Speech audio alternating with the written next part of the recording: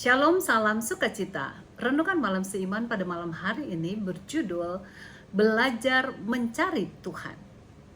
Sebab aku tahu bahwa di dalam aku, yaitu di dalam aku sebagai manusia, tidak ada sesuatu yang baik.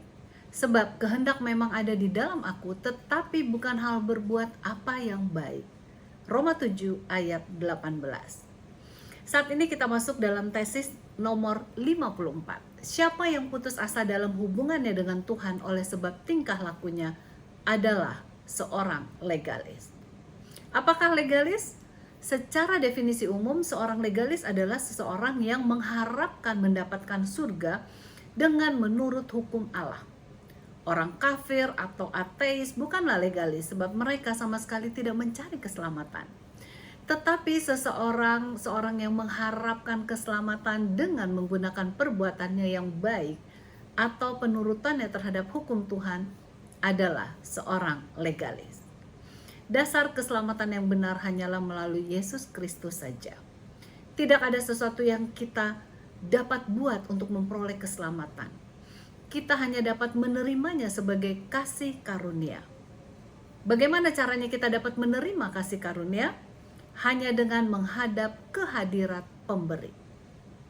Kita telah membicarakan fakta bahwa kasih karunia keselamatan itu harus diterima hari demi hari.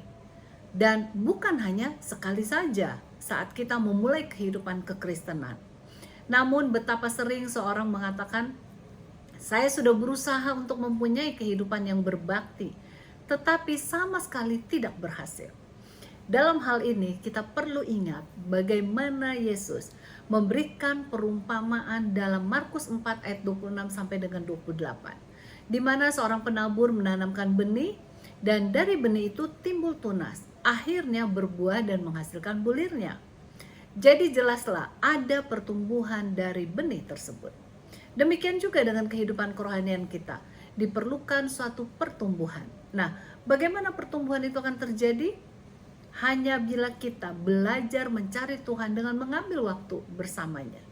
Roh Kudus yang akan berbicara melalui firman Tuhan yang kita baca dan renungkan.